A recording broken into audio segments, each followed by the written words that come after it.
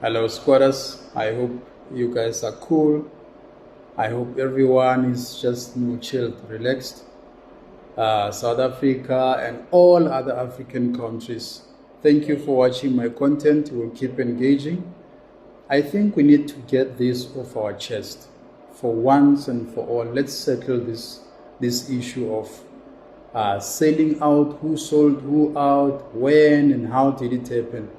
Let's quickly rewind back before the democracy, during the CODESA negotiations and all of that. I've recently watched an interview by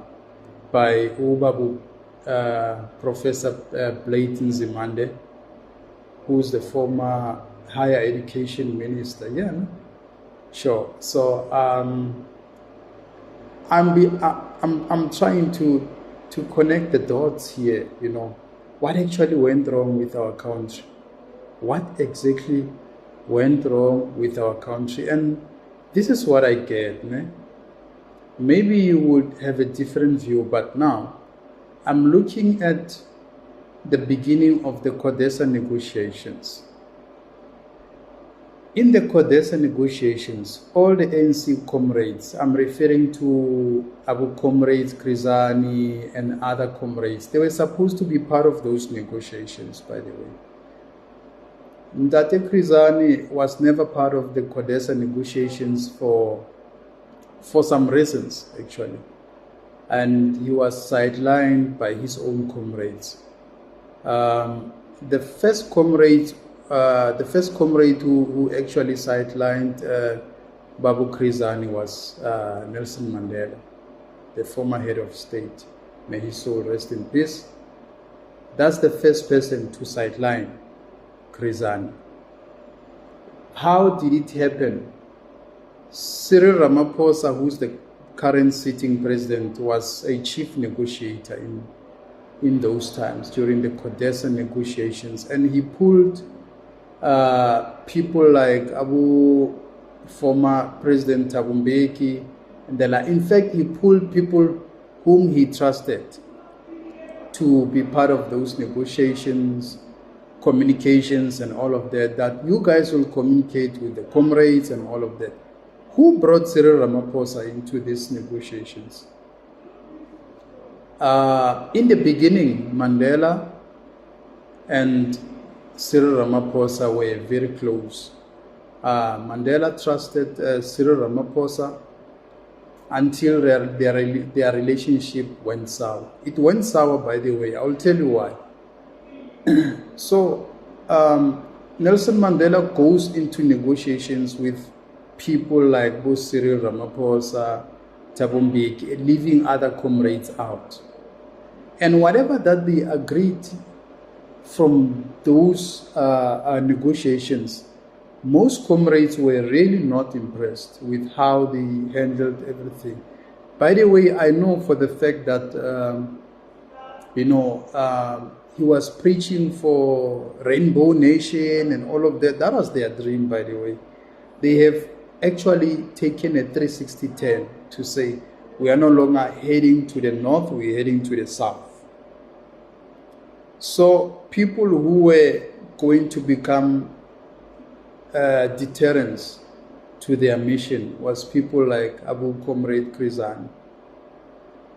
And then later on in 1997, the list came out.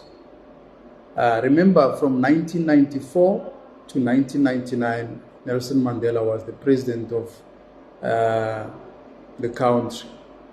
And in the beginning, they had to run this country through the GNU with the apartheid national party. And there were so many spies. There were so many spies, there were so many betrayals and everything. And white people had not really given up to their mission of maintaining apartheid and all of that. So the list came out in 1997 saying there are people who are working with the enemy, which was the apartheid government. And I can tell you now, by the looks, Cyril Ramaphosa's name was there, Even though Professor Blade Nzimande couldn't really disclose the content of that list, but he knows very well that the person who's in charge today of our country is part of, the list which was released secretly to Nelson Mandela about this whole thing.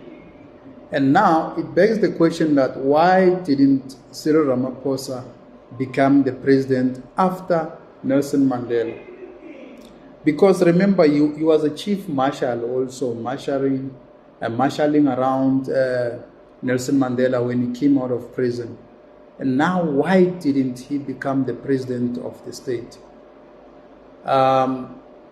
People like the late Thabo Mbeki's father, played a major role in making sure that Cyril Ramaphosa doesn't become a president then.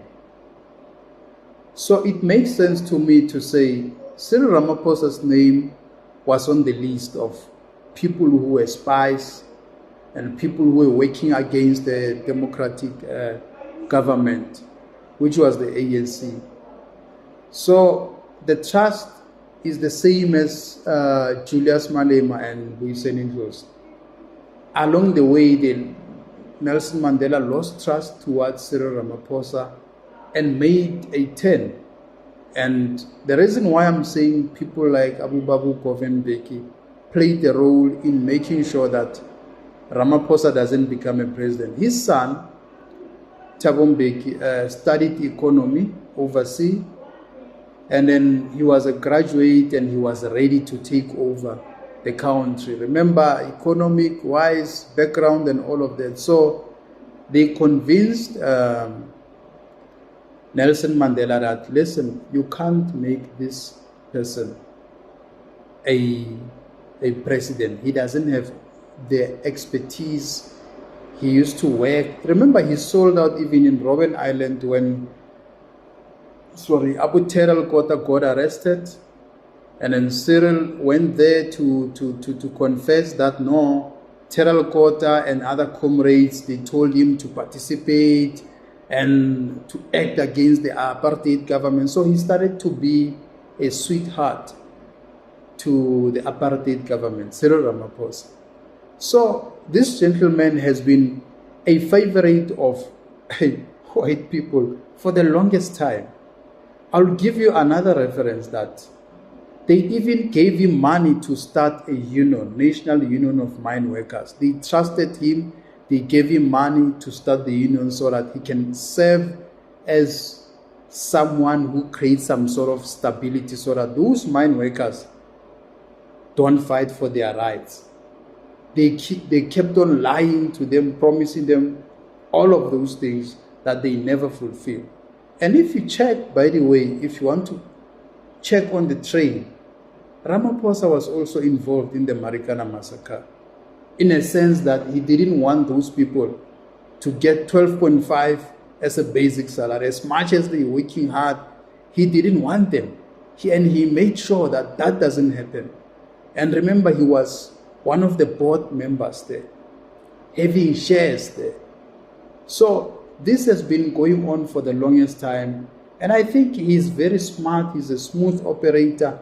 He even played his comrades. Because if you ask now, after when Thabo Mbeki was announced to be the deputy president and he took over from Tata Nelson Mandela, Cyril Ramaphosa was bitter about that. And he said he's going back to business.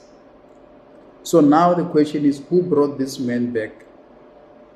Who brought him back? Because he had left. The damage that he is causing now, he could have easily caused this damage then. So he's up to no good with the ANC. And then what I foresee is that the mission now is to completely destroy the ANC, is to dismantle it in by any means. Remember, even the associations like MK, Mkhonto Wesis, the veterans, He's the one who destroyed it.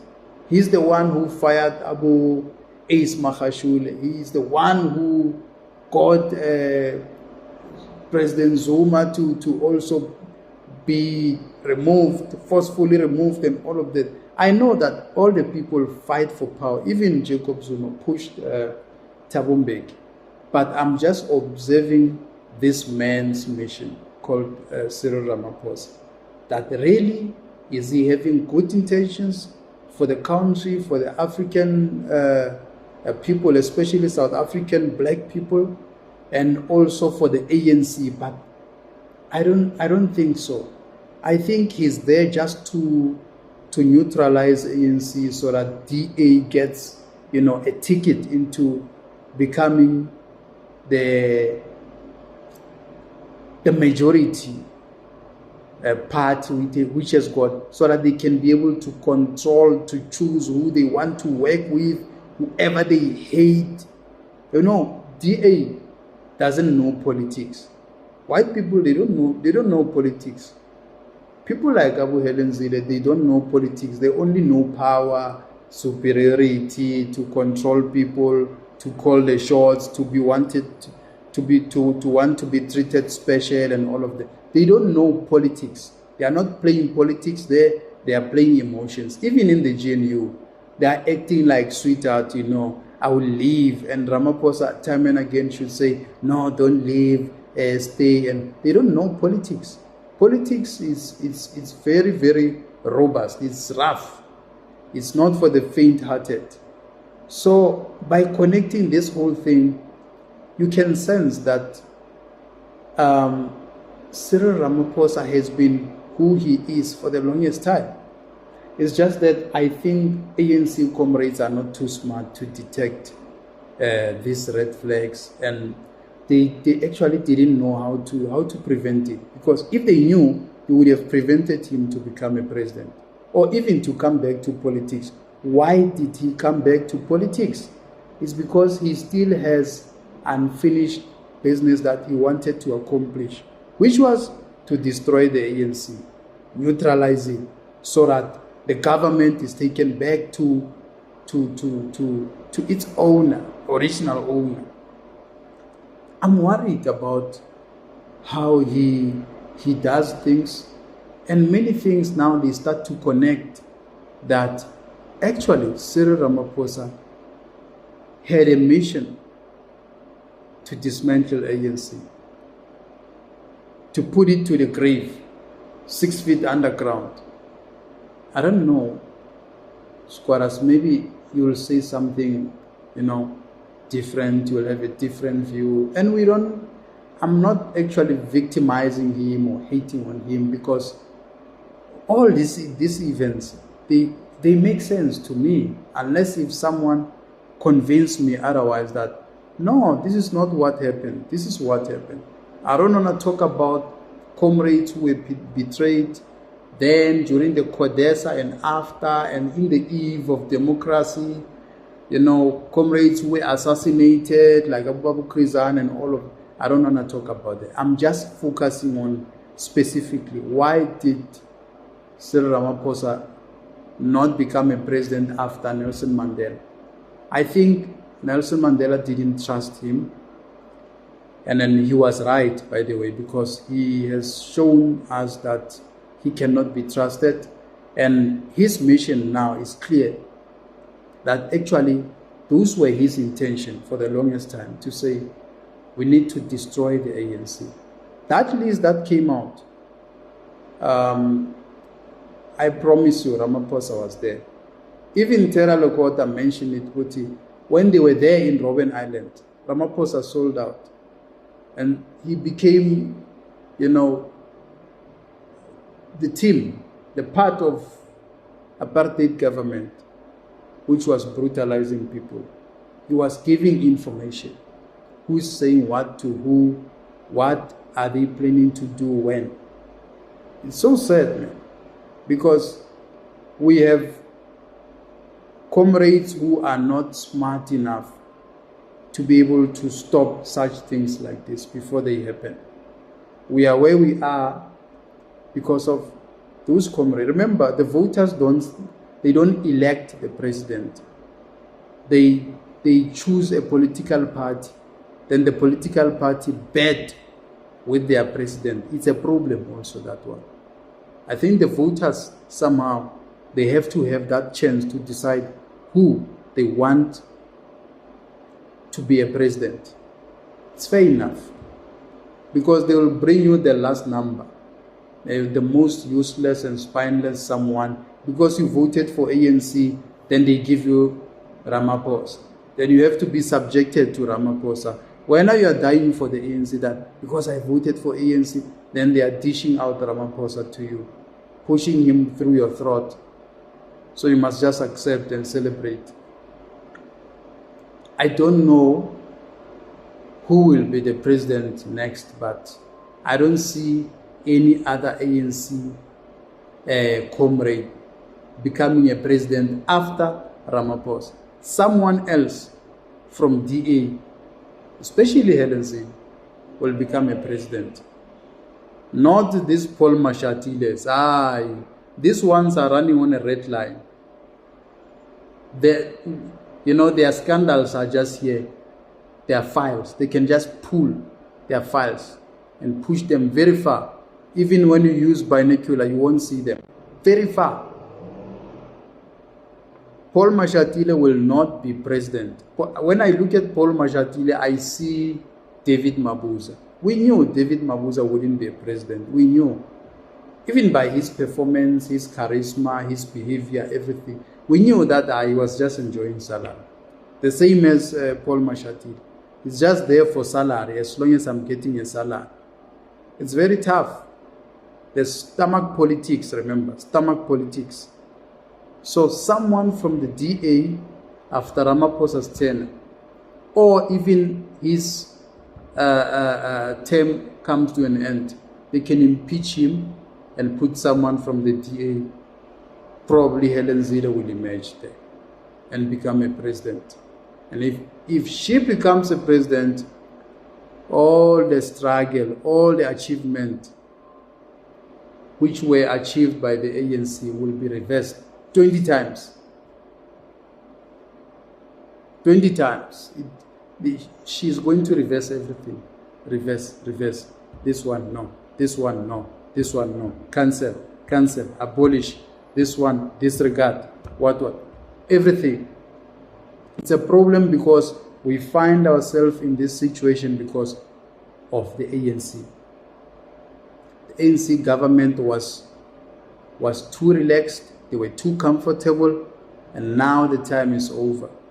Now we have to face these consequences. Thank you, squatters. I hope I will, hear from you, your views, but I'm of the opinion that the reason why Cyril Ramaphosa could not become a president in 1999, it was because the trust was broken. The comrades didn't trust him. They were smart enough to just reshuffle him, push him to the side. Because if you check from the ANC, SG, even the people like Abu Fikile Mbalula, they are hoping to become presidents, because from that position of SG, there is a potential that you can quickly be pushed to deputy president, then become a president. And Paul Mashatile will not be a president, by the way. He's out. Even his health issues and all of that, he won't perform anyway. So Fikile Mbalula is looking at the position just for power. He has got nothing to offer also. Just for power. Just for power. If I become a deputy, that is why he's a loyalist to Cyril Ramaphosa. But Cyril Ramaphosa, he's an old crook. He won't make Fikile Mbalula. No, Fikile Mbalula is not a favorite to Ramaphosa. He is just using him because he is loyal. He's loyal to him. So I can use this one for now because he's loyal. But when I get there, I'll dish him out. Then find someone. I don't know who he's going to find from within the ANC, but he doesn't like Panyaza Lesufi. Cyril Ramaphosa doesn't like Panyaza Lesufi, doesn't like Tony Ngeni. I don't see anyone emerging to become his deputy, the real deputy that can be appointed as president. I don't see anyone now. I don't see anyone. Even this guy of the youth league, Machila, I don't see him becoming anything because he's playing his own music there. He's dancing to his own tunes. Cyril doesn't like him also because Cyril doesn't like people who challenge him. No, you have to say, yes, sir, yes, sir, yes, sir. So you get along with the president. If you say something against him, then he starts to dislike you. I don't know, squatters. I'll hear your opinion. But I'm just curious, that why didn't he become a president? And he said he's going back to business, leaving politics. Something doesn't add up. Thank you, squatters, for watching my content. Click that notification bell when I drop my stuff, and you can be able to watch. Sure.